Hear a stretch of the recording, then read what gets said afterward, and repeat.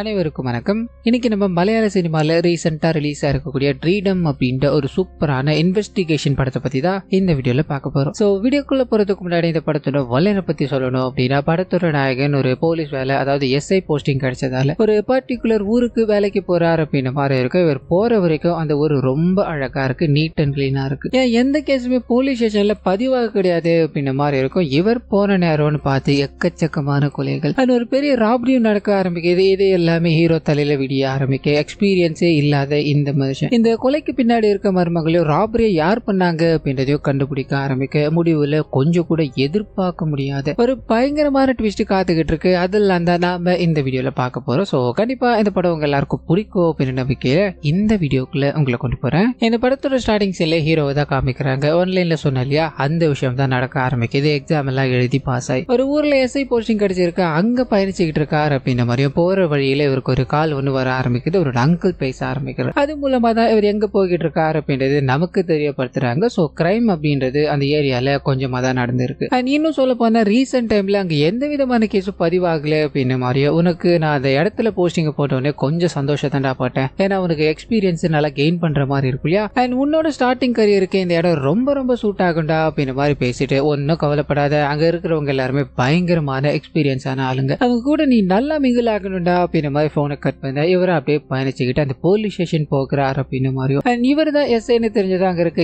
எல்லாருமே மரியாதை எல்லாத்தையும் பயங்கரமா கொடுக்க ஆரம்பிக்க, அப்பதான் போலீஸ் ஸ்டேஷன்ல இது வரைக்கும் அதாவது ஒரு 6 மாச காலமா இந்த ஸ்டேஷனுக்கு எஸ்ஐயும் கிடையாது, இன்ஸ்பெக்டரும் கிடையாது அப்படின்னு மாதிரி தான் இருக்கும். ஸோ ரொம்ப நாள் கழிச்சு நீங்க வந்திருக்கீங்க சார் அப்படின்னு மாதிரி அங்க இருக்க ஒவ்வொரு கேரக்டரும் தங்களை அறிமுகப்படுத்திக்க ஆரம்பிக்கிறாங்க. அந்த சமயத்தில் தான் ஒருத்தரும் இங்க பல வருஷங்களா வேலை பார்த்துக்கிட்டு இருக்காங்க அப்படின்ற விஷயமா, முக்கியமா வித்யா அப்படின்ற ஒரு கேரக்டர் இருக்காங்க. அவங்களுக்கு நாயகனை பார்த்தோன்னே பிடிச்சி போயிடுது அப்படின்ற மாதிரியான விஷயங்கள் இங்க காட்டப்பட்டுக்கிட்டே இருக்கு. புதுசா இந்த ஸ்டேஷனுக்கு எஸ்ஐ வந்திருக்காரு அப்படின்ற விஷயம் அங்க இருக்க டீ கடைக்காரங்க பேசிக்கிட்டு இருக்காங்க. அண்ட் இது எல்லாத்தையும் பொலிட்டிக்கல் சப்போர்ட் உள்ள ஒரு ஆளான சபு அப்படின்ற ஒருத்தர் கேட்டுக்கிட்டு இருக்காரு, கவனிச்சுக்கிட்டு இருக்காரு அப்படின்றதையும் நமக்கு காமிச்சிட்டு அப்படியே கட் பண்ணா இந்த இடத்துக்கு இவர் இப்பதான் வந்திருக்காரு. அண்ட் புதுசா வேற போஸ்டிங் இல்லையா, இப்பதான் இந்த போலீஸ் வாழ்க்கை அப்படின்னா என்ன அப்படின்றது இவருக்கு புரிய ஆரம்பிக்கும். இதனால அங்க இருக்க எல்லாருக்கூடயும் ரொம்ப மிங்கிள் ஆக ஆரம்பிக்கிறார் அப்படின்ற மாதிரியோ. இவருக்கு கோட்டஸ்ல ஒரு ரூம் இருக்கு, அங்க தங்கிக்கிட்டு அண்ட் பகல் நேரத்துல இந்த இடங்கள்லாம் நம்மளோட எல்லை பகுதிகளா இருக்கு, இது எல்லாமே ஸ்டேஷனுக்குள்ள வரும் அப்படின்ற மாதிரி ஒவ்வொரு இடங்களா போய் அந்த ஏரியா எல்லாத்தையும் பழக்கப்படுத்திக்கிட்டு இருக்காரு அப்படின்றத நமக்கு இங்க காட்டப்பட்டுக்கிட்டே இருக்கு. புதுசா ஸ்டேஷனுக்கு ஒரு எஸ்ஐ வந்திருக்காரு. இதனால லோக்கல்ல ஒரு நபர் என்ன பண்றாரு அப்படின்னா, சார் நாங்க ஸ்டேஷன்ல இதுக்கு மாசமா கொடுக்கறது வழக்கம் தான், இதை வச்சுக்கோங்க சார் அப்படின்ற மாதிரி கொஞ்சம் பணத்தோட ஹீரோவை பார்க்கணும்னு வரும்போது அந்த மனுஷன் செம்ம டென்ஷன் ஆகி வெளியே துரத்து. உடனே கிருஷ்ணா அப்படின்ற ஒரு ஹெட் கான்ஸ்டபிள் ஹீரோவை போய் சந்திக்கிறாரு அப்படின்ற மாதிரியோ, சார் நீங்க பணம் வாங்கல அப்படின்னா ஒரு பிரச்சனை இல்லை, ஆனா யோசிச்சு பாருங்க சார், நம்மளோட ஸ்டேஷனுக்கு சின்னதா அந்த வண்டியோட ஹெட்லைட் உடைஞ்சு போயிடுச்சு, அதை மாத்தணும் அப்படின்ற மாதிரி உயர் அதிகாரிகள் கிட்ட ரிப்போர்ட் பண்ணியாச்சு, இன்ன வரைக்கும் எந்த ரெஸ்பான்ஸுமே இல்லை சார், இது எல்லாத்துக்கும் நம்மளோட கை காசை செலவு பண்ண முடியுமா, இந்த மாதிரியான விஷயங்கள் வந்தா நம்ம ஏத்துக்கிறதுல தப்பு இல்லையா சார், உங்களுக்கு பிடிக்கல அப்படின்னா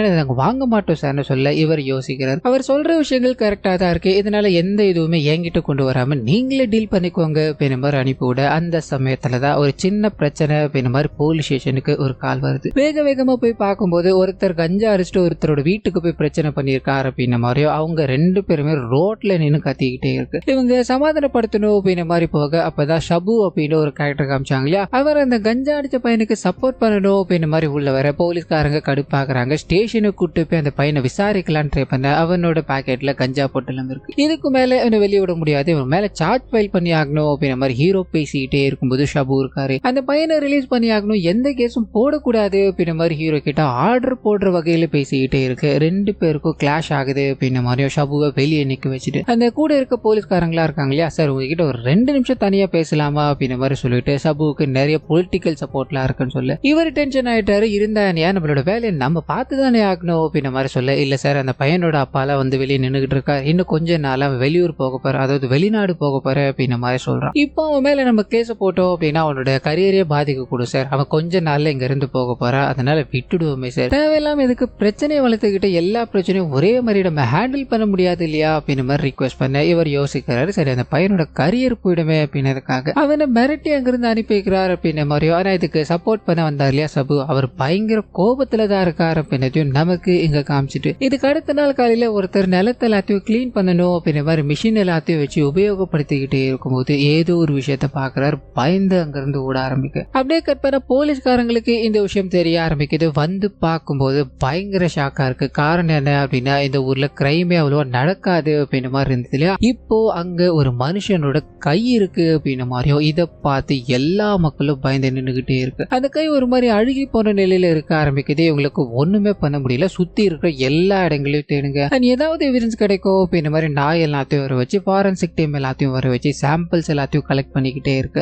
அந்த சமயத்துல தான் இங்க நேத்து நைட்டு பயங்கரமான மழை பெஞ்சது அப்படின்ற மாதிரியும் இதனால நிறைய தடயங்கள் கிடைக்க வாய்ப்பே கிடையாது. ஸோ என்ன பண்ண போறோமோ அப்படின்ற மாதிரி கிடைக்கிற விஷயங்கள் எல்லாத்தையும் தேடிக்கிட்டே இருக்கும்போது அந்த சமயத்துல தான் அந்த கையோட டெட் பாடி கிடைக்குது அப்படின்ற மாதிரியும் அழுகி போன நிலையில தான் இருக்கு. ஸோ இதை பார்த்ததும் அங்க இருக்க எல்லாரும் ஸ்டன் ஆகுறாங்க. முதல்ல அதாவது இத்தனை வருஷமா நாங்க இந்த ஏரியால இருக்கோம் சார், இப்படிப்பட்ட ஒரு ப்ரூட்டலான கொலையை நாங்க பார்த்ததே கிடையாது அப்படின்ற மாதிரி சொல்ல போஸ்ட்மார்ட்டம் போக ஆரம்பிக்குது. அங்க டாக்டரும் அவனோட மண்டையில, அதாவது இறந்து போனது ஒரு மேலோட பாடி அப்படின்ற மாதிரியோ, மண்டையில பலமான காயம் ஏற்பட்டிருக்கு. அந்த காயத்தால தான் அந்த மனுஷன் இறந்து போயிருக்காரு அப்படின்ற மாதிரியோ, இந்த பாடி ஒரு 4 இருந்து 5 நாள் பழமையான பாடியா இருக்கும் அப்படின்ற மாதிரியான விஷயங்கள் சொல்லிக்கிட்டே இருக்கும்போது அந்த தலையில ஏற்பட்ட காயங்களால தான் இறந்து போயிருக்காரு அப்படின்ற மாதிரி இருக்குல்ல. அது என்ன மாதிரியான ஆப்ஜெக்ட்னு கேட்கும்போது இரும்பு பழுப்பா இருக்கலாம் அப்படின்ற மாதிரி டாக்டர் இங்க சொல்லிக்கிட்டே இருக்கு. இவரோட சீனியர் ஆபீசர் கிட்ட இருந்து போன் வர ஆரம்பிக்குது. என்னையா போன உடனே ஒரு கேஸ் ஒன்று கிடைச்சிச்சா, சரி ரிப்போர்ட் பண்ணிட்டு இந்த கேஸோட எல்லா டீடைல்ஸுமே எனக்கு நீ ரெகுலரா அப்டேட் பண்ணு அப்படின்ற மாதிரி சொல்ல, நாயகன் இந்த இடத்துல, அதாவது இந்த கேஸ்க்குள்ள இறங்க ஆரம்பிக்கிறாரு. அந்த இடத்துல மறுபடியும் போய் ஏதாவது எவிடன்ஸ் கிடைக்குமா அப்படின்ற மாதிரி ஃபுல்லா ஆளுங்களை வச்சு செக் பண்ணி பார்க்க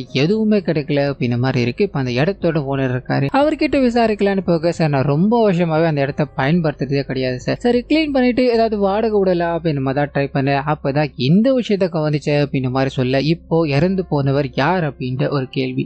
இறந்து போனவரோட வயசு பார்த்தீங்கன்னா 30 இருந்து 35 வயசு இருக்கும் அப்படின்ற மாதிரி இருக்கும். இதனால இந்த கேட்டகரியில யாராவது காணாம போயிருக்காங்களா அப்படின்ற மாதிரி தேடி பார்க்க ஆரம்பிக்க அந்த சமயத்துல தான் இன்னொரு போன் கால் இன்னொரு இடத்துல பிரச்சனை அப்படின்றது தெரிய ஆரம்பிக்குது. ஸோ வேகமா அங்க போகும்போது தான் ஒரு பினான்ஸ் கம்பெனி, அதாவது அந்த ஊர்லயே ஒரு பெரிய பினான்ஸ் கம்பெனி இருந்திருக்கு. அந்த கம்பெனியை யாரோ ஒருத்தவங்க ராபரி பண்ணிட்டாங்க. ஸோ இதனால ஹீரோ அந்த இடத்துக்கு போக ஆரம்பிக்க மக்கள் எல்லாரும் கும்பலா கூடி, சார் என்னோட பொண்ணுக்கு கல்யாணத்துக்காக வச்சிருந்த அது எல்லாத்தையும் திருடிட்டு போயிட்டாங்களே அப்படின்ற மாதிரி ஒருத்தரும் ஒவ்வொரு விஷயங்களை சொல்லி புலம்பிக்கிட்டே இருக்கு. இவர் உள்ள போறாரு. ஒரு 3 திருடங்க வந்துட்டு போயிருக்காங்க போல. சிசிடிவி கேமரால முகத்தை மூடிக்கிட்டு அண்ட் கேமரா முன்னால ஸ்ப்ரே எல்லாத்தையும் அடிச்சுட்டு தான் இந்த வேலையை பார்த்திருக்கானுங்க அப்படின்ற மாதிரியோ, செக்யூரிட்டி வேற அடிச்சு போட்டுட்டு இது எல்லாத்தையும் பண்ணியிருக்கானுங்க. ஸோ இது எல்லாத்தையும் நாயகன் ஒவ்வொன்றா கலெக்ட் பண்ணிக்கிட்டே இருக்கும்போது அந்த திருடப்பட்ட இடம் இருக்கு இல்லையா, அங்க போக ஆரம்பிக்கிறாரு. 2 பெரிய பெட்டிகள் இருக்கு. அதை தாண்டி ஒரு சின்ன பெட்டியை மட்டும்தான் அவங்க கையோடு கொண்டு போயிட்டாங்க அப்படின்றது தெரிய ஆரம்பிக்குது. இதை பத்தி ஓனர்ஸ் கிட்ட கேட்கும்போது மற்ற 2 பெட்டிகளுமே பெரிய பெட்டிகள், அது மட்டும் தான் சின்னது. மேபி அதனால கூட இவங்க இந்த பெட்டியை தூக்கிட்டு போயிருக்கலாம் அப்படின்ற மாதிரி சொல்லிட்டு அது கூடவே காணாம போன விவரங்களை சொல்ல ஆரம்பிக்கிறாங்க. 125 பவுன் நகையோடு சேர்ந்து 50 லட்சம் ரூபாய் ரொக்க பணமும் காணாம போயிடுச்சு அப்படின்ற மாதிரி சொல்ல, போலீஸ்காரர், அதாவது ஏற்கனவே நாயகனுக்கு இங்க ஒரு கொலை கேஸ், இப்ப இதுல ஒரு கொள்ளை கேஸ் வேறையா அப்படின்ற மாதிரி யோசிச்சுக்கிட்டு அங்கிருந்து வெளியே வர ஆரம்பிக்க மக்கள் எல்லாருமே பணத்தை காணோம் அப்படின்ற மாதிரி அழுதுகிட்டே இருக்க, அதுல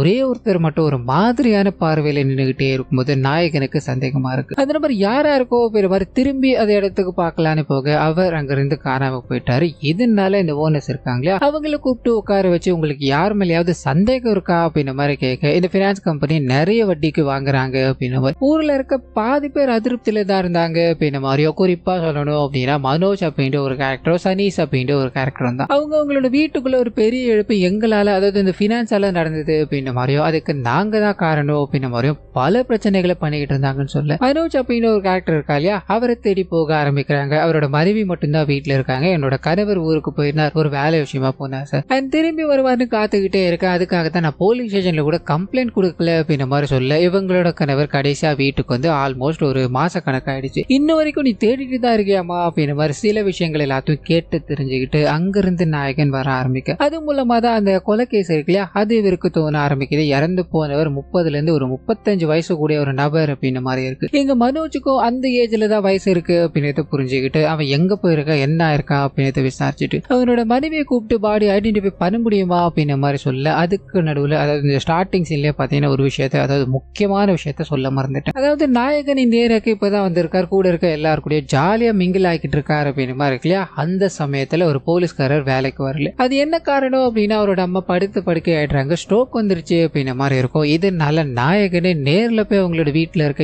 எல்லாரையும் சந்திச்சுட்டு அந்த ஆறுதல்கள் எல்லாத்தையும் சொல்லிட்டு வந்திருப்பாரு. அந்த விஷயத்த சொல்ல மறந்துட்டேன். இப்போ அந்த விஷயத்த ஞாபகம் வச்சுக்கிட்டு இங்க கண்டினியூ பண்ணிக்கலாமா. சோ மனோஜை தேடி போனவங்க அடுத்து சனீஷ் அப்படின்ற ஒரு கேரக்டர் இருக்காரு இல்லையா அந்த இடத்துக்கு போக ஆரம்பிக்க சனீஷோட அப்பா அந்த ஃபினான்ஸ் கம்பெனியால தான் கடனால தற்கொலை பண்ணிக்கிட்டாரு அப்படின்ற மாதிரி அன்னில இருந்து சனீஷ் ஒரு மாதிரி ஆயிட்டா வீட்டுக்கு அடிக்கடி வர்றது கிடையாது அப்படின்ற மாதிரி சொல்ல சனீஷோட போட்டோவை பாக்குறாரு. ஹீரோக்கு பட்டுன்னு ஸ்ட்ரைக் ஆகிற விஷயம் அன்னைக்கு அந்த ராபரி நடந்தப்போ ஒருத்தர் மட்டும் ஒரு மாதிரி பார்த்துக்கிட்டு இருந்தாரு அப்படின்ற மாதிரி இருக்கு இல்லையா அந்த நபர் தான் சனீஷ் அப்படின்றது தெரிய ஆரம்பிக்குது. சோ அந்த மனுஷனை இப்ப காணாம போயிட்டாரு போல போலீஸ்காரங்க அவரையும் தேடிட்டு இருக்காங்க அப்படின்றத நமக்கு காமிச்சிட்டு அப்படியே கட் பண்ண அந்த பினான்ஸ் கம்பெனி இருக்கு இல்லையா அந்த கம்பெனி முன்னாடி நின்று மக்கள் போராட ஆரம்பிக்கிறாங்க. என்னதான் பண்ணிக்கிட்டு இருக்கீங்க யாருன்னு கண்டுபிடிச்சிங்களா இல்லையா அப்படின்ற மாதிரி சபு துணையோட இது எல்லாத்தையும் பண்ணிக்கிட்டே இருக்கு. இங்க ஹீரோக்கும் அவருக்கும் கிளாஷ் ஆகுது அப்படின்ற மாதிரியோ இதுக்கு நடுவுல ஒரு போலீஸ்காரர் வேகமா ஓடி வந்து சார் இன்னொரு பிணம் கிடைச்சிருக்கு அப்படின்ற மாதிரி சொல்ல ஹீரோக்கு பக்குன்னு இருக்கு. பிரிட்ஜுக்கு கீழே ஒரு பிணம் கிடைச்சிருக்கு. அந்த பிணத்தை பார்க்கலான்னு போகும்போது லிட்டரலி அந்த பிணம் தண்ணியில ஊறி போனதால இங்க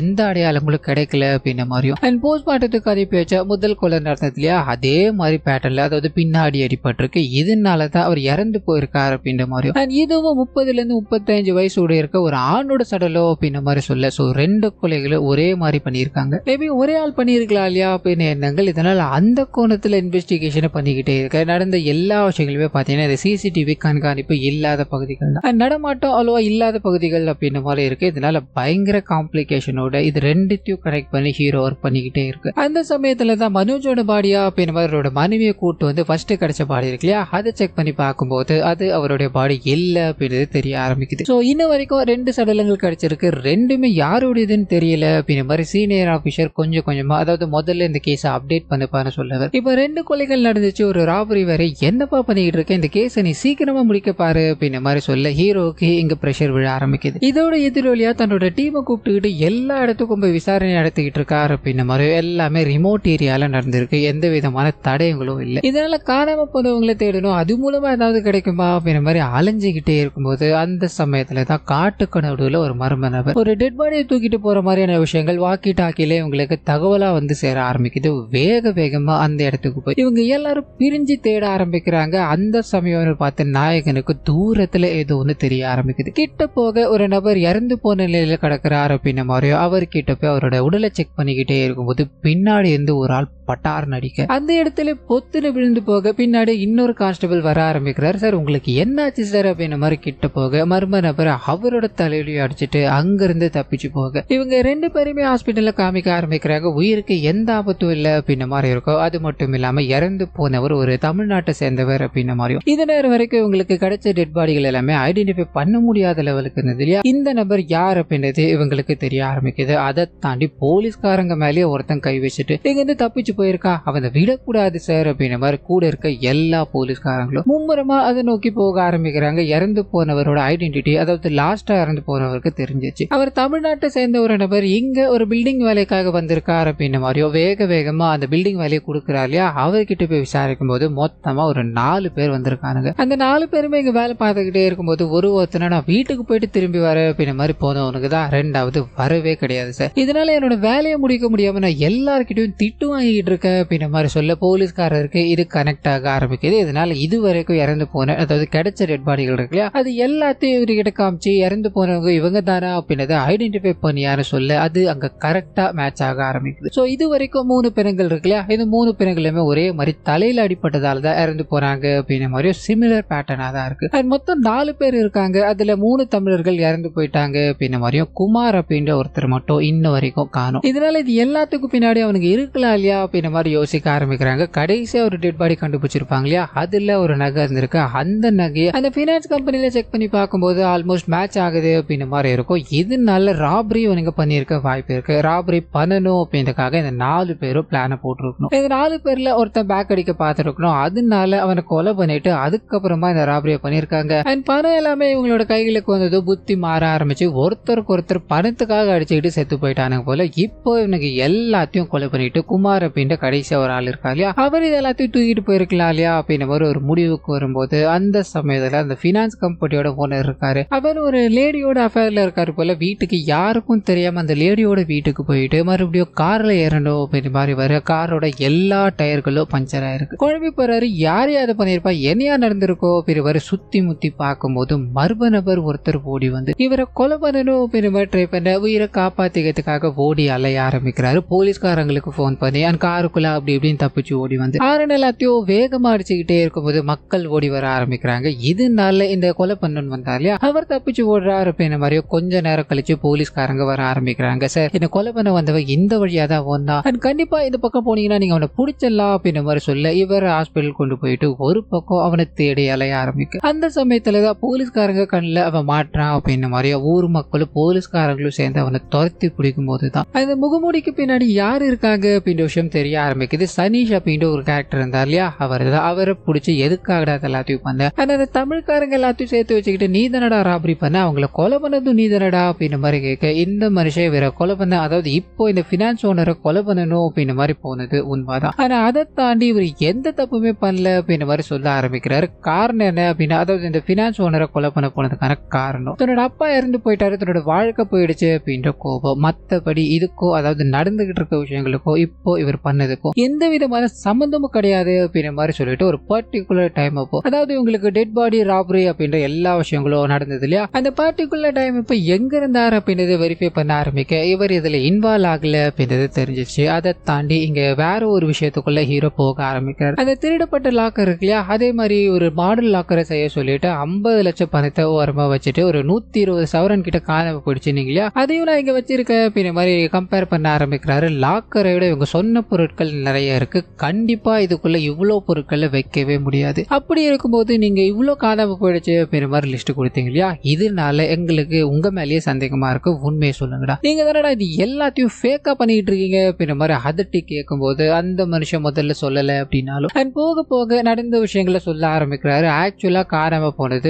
10 லட்சம் பணமோ அண்ட் வெறும் 80 பவுன் நகை மட்டும்தான் அப்படின்ற மாதிரி இருக்கும். இவங்க இன்சூரன்ஸை கிளைம் பண்ணிக்கலாம் அப்படின்றதுக்காக தான் இத்தனை ஃபேக்கான டீட்டெயில்ஸை கொடுத்தாங்க அப்படின்ற மாதிரி சொல்ல ஹீரோ அவங்க மேல ஃபேக்கா கொடுத்துட்டாங்க. இதுக்காக ஒரு கேஸை ஃபைல் பண்ணுங்க அப்படின்ற மாதிரி சொல்லிட்டு வெளியே வரும்போது சாபு இருக்காரு. அவர் இன்னும் இந்த கேஸை முடிக்காம என்னையா பண்ணிட்டு இருக்கீங்க, அந்த பைனான்ஸ் கம்பெனிக்காரங்களை என்னையா விசாரிக்க போறீங்க, தப்பானால பிடிச்சி என்னையா பண்ண போறீங்க அப்படின்ற மாதிரி சொல்ல செம்ம கடுப்பாயிட்டாரு. யாரு இவன் தப்பானாலா, இவன் பயங்கரமான 420டா, இவனுக்கு நீ சப்போர்ட் பேரியா அப்படின்ற மாதிரி அவங்கள திட்டி வெளியே அனுப்பிட்டு என்ன பண்ணுறதுன்னு தெரியாம யோசிக்கும் போது அந்த சமயத்துல தான் மனோஜ் வீட்டுல இருக்காரு அப்படின்ற ஒரு தகவல். சோ வேக வேகமா அங்க போக ஆரம்பிக்க அவர் ஒளிஞ்சுக்கிட்டு இருக்காரு. போலீஸை பார்த்தது ஓட ஆரம்பிக்கிறாரு. அடிச்சு புடிச்சு விசாரிக்கும் போது அந்த மனுஷன் அந்த ராபரி நடந்தப்போ ஊர்லயே இல்ல அப்படின்ற விஷயம் தெரிய ஆரம்பிக்குது. நான் என்னோட கடன் அடைக்கணும் அப்படின்றதுக்காக லேண்ட் விற்கணும்னு போனேன். அண்ட் இது நாள் வரைக்கும் நான் தலைமறைவா இருந்ததுக்கான காரணம் என்ன அப்படின்னா, நான் இந்த ஊரை விட்டு போற அதாவது இந்த ராபரி நடந்திருக்கும் இல்லையா, அதுக்கு முன்னாடி நாள் நைட்டு இவர் இந்த ஸ்டேஷனுக்கு வந்தார் அப்படின்ற மாதிரி பினான்ஸ் கம்பெனிக்காரங்க எங்களை ஏமாத்திக்கிட்டு இருக்காங்க அப்படின்ற மாதிரி கேஸ் கொடுக்கலன்னு சரக்கு போட்டு போக போலீஸ்காரங்க கேஸை எடுத்துக்காததால இவர் என்ன பண்றாரு அப்படின்னா, அந்த ஸ்டேஷனோட வண்டி இருக்கு, அந்த வண்டியோட ஹெட்லைட்டை உடைச்சிட்டு போயிட்டாருன்றக்கோ இதனாலதான் போலீஸை பார்த்தது நான் பயந்து ஓடுனேன், மற்றபடி இதுக்கும் எனக்கும் எந்த சம்பந்தமும் கிடையாது அப்படின்ற மாதிரி சொல்ல ஹீரோ யோசிச்சு பார்க்க ஆரம்பிக்கிறாரு. அந்த ராபரி பண்ண அந்த தமிழர்கள் இருக்காங்க இல்லையா, அவங்களும் ஸ்டேஷனுக்கு வந்திருக்காங்க. அதாவது ராபரி நடக்கிறதுக்கு முன்னாடி ஸ்டேஷனுக்கு வந்திருக்காங்க. 3 பேர்ல ஒருத்தன் இந்த 3 பேரும் பிளாக்மெயில் பண்ணிக்கிட்டு இருக்கா அப்படின்ற மாதிரி மத்த 3 பேரும் கேஸ் கொடுக்க, இது அங்க இருக்க கிருஷ்ணா அப்படின்ற ஒரு கான்ஸ்டபிள் இருக்கா இல்லையா, அவர் தான் ஷார்ட் அவுட் பண்ணி வச்சார் அப்படின்ற மாதிரி இருக்கும். இந்த விஷயங்கள் எல்லாத்தையும் கூட இருக்கவங்க பகிர்ந்துகிட்டே இருக்கும்போது நாயகனுக்கு என்னமோ மனோஜ் மேல சந்தேகமா தான் இருக்கு. மேபி அவன் தன் மேல எந்த விதமான சந்தேகமும் வரக்கூடாது அப்படின்றதுக்காக இங்க வந்து அட்டெண்டன்ஸ் போட்டுட்டு அண்ட் பிளான் எல்லாத்தையும் திருட வந்தவங்க கிட்ட கொடுத்துட்டு நீங்க இதை கரெக்டா ஃபாலோ பண்ணுங்கன்னு சொல்லிட்டு வேற ஒரு ஊருக்கு இவன் போயிருக்கலாம் இல்லையா. அந்த கோணத்துல நம்ம யோசிச்சு பார்க்கணும் இல்லையா அப்படின்ற மாதிரி அந்த வேலைகளை இறங்க ஆரம்பிக்க நாட்கள் போக்கிட்டே இருக்கே தவிர இந்த கேஸ் முடியல. இதனால இவரோட சீனியர் ஆபீசர் கூப்பிட்டு இதுக்கு மேல இந்த கேஸை முடிக்காம நீ என்னதாயா பண்ண போற, அந்த 3 பேரும் சேர்த்து போயிட்டானுங்க, 4வது ஒருத்தன் தப்பிச்சு போயிட்டான், அவன் தான் கண்டிப்பா இது எல்லாத்தையும் பண்ணிருக்கணும், பணத்துக்கு ஆசைப்பட்ட ஆளுக்குள்ள அதாவது அவங்களுக்குள்ளேயே அடிச்சுக்கிட்டு இதை பண்ணிட்டானுங்க, இப்படி ரிப்போர்ட்டை கொடுத்துட்டு போறதுல உனக்கு என்னையா இருக்கு அப்படின்ற மாதிரி சொல்ல நாயகன் யோசிச்சுக்கிட்டே தான் இருக்காரு. எனக்கு குமாரை தாண்டி எங்க வேற ஒருத்தர் இருக்கா அப்படின்ற மாதிரி இவருக்கு தோணிக்கிட்டே இருக்கு. இதனால நம்மளோட திங்க் பண்ற விஷயங்கள் எல்லாமே உண்மைதான் அப்படின்ற மாதிரி இந்த கேஸை முடிக்க முடியாது சார், எனக்கு கொஞ்சம் டைம் கொடுக்க முடியுமான்னு கேட்க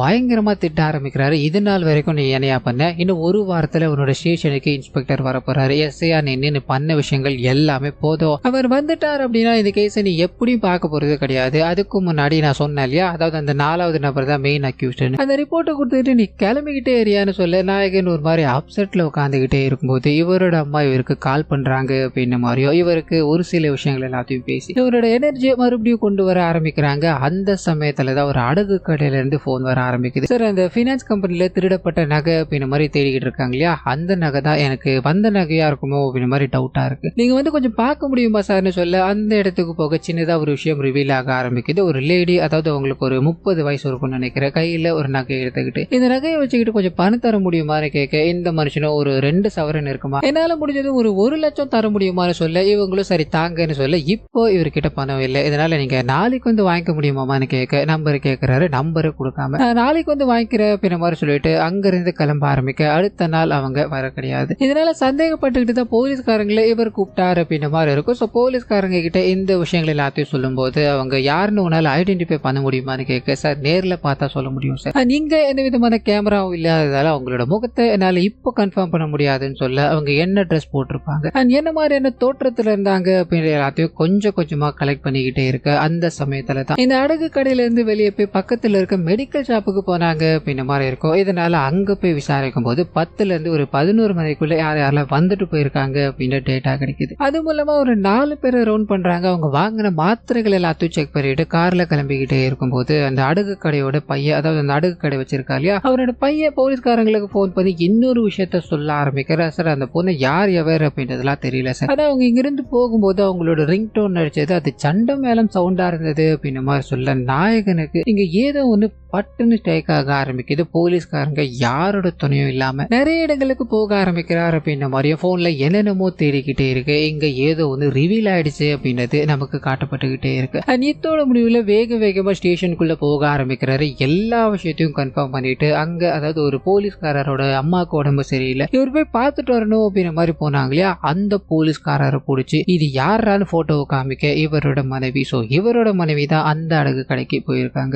செயினை காமிக்கிறாரு. இது யாருடைய செயினோட மனைவியோடதா அப்படின்ற மாதிரி கேட்க அவர் இல்லைன்னு தலையாட்டும் போது எதுக்காக அதெல்லாத்தையும் பண்ண, அவனை உண்மையை சொல்லுடா அப்படின்ற மாதிரி பயங்கரமா அடிக்க ஆரம்பிக்க பக்கத்துல இருக்க யாருக்கும் ஒன்னும் புரியல. சார் என்ன பண்ணிக்கிட்டு இருக்கீங்க, எதுக்காக இவனை அடிச்சுக்கிட்டு இருக்கீங்க அப்படின்ற மாதிரி கேட்க சின்ன சின்ன விஷயங்கள் ரிவீல் ஆக ஆரம்பிக்குது. அந்த அடகு கடைக்கு வந்தது இவங்க தான் அப்படின்ற மாதிரி ஹீரோ இவங்களோட வீட்டுக்கு அவங்க அம்மாவை பார்க்கணும் அப்படின்ற மாதிரி போயிருப்பா இல்லையா, அப்பவும் இதே ரிங் டோன் அங்க அடிச்சது அப்படின்ற மாதிரி இருக்கும். ஸோ ரிங் டோன் மூலமா ஒரு மாதிரி ஐடென்டிஃபை பண்ணிட்டார். அண்ட் மெடிக்கல் ஷாப்ல ரிப்போர்ட் எடுத்திருப்பா இல்லையா, அங்கேயும் ஒரு பெண்மணி ஸ்டோக் வந்தவங்களுக்கு மாத்திரை வாங்கிட்டு போயிருக்காங்க அப்படின்ற மாதிரி கன்ஃபார்ம் ஆகுது. இது எல்லாத்தையும் வச்சு இப்போ இந்த நபர்கிட்ட விசாரிக்க ஆரம்பிக்க நீ கண்டிப்பா இது எல்லாத்தையும் தனியா பண்ணிருக்க மாட்டேன் அப்படின்ற மாதிரி தெரியுது. அதை இன்னொருத்தர் யாரா அப்படின்ற மாதிரி கேட்டுக்கிட்டு பெட்ரோல் ஓட்டிக்கிட்டு இருக்க அந்த டிரைவரை பிடிச்சி ஹீரோ விட ஆரம்பிக்க இன்னும் ஷாக் ஆக ஆரம்பிக்குது. ஸோ இவங்க 2 பேர் தான் அதுல இன்வால்வ் ஆயிருக்காங்களோ அப்படின்ற மாதிரி நமக்குள்ள தோணிக்கிட்டே இருக்க ஹீரோ இதை எப்படி கண்டுபிடிச்சிருப்பார் அப்படின்னா, அந்த ராபரி நடந்தது இல்லையா, அன்னைக்கு இவங்க 2 பேரும் தான் பேட்ரோலிங்ல இருந்தாங்க அப்படின்ற மாதிரி இருக்கும். இவர் விசாரிக்கும் போது நாங்க ஒரு பர்டிகுலர் ஏரியாவுக்கு போயிருந்தோம் அப்படின்ற மாதிரி சொல்லியிருப்பாங்க. ஸோ ஹீரோக்கு இங்க சந்தேகம் வர ஆரம்பிச்சதால அதை செக் பண்ணி பார்க்கும்போது அவங்க அன்னைக்கு போக கிடையாது அப்படின்றது கன்ஃபார்ம் ஆகுது. இதனால அந்த ராபரி வீடியோ இருக்கு இல்லையா, அதை மறுபடியும்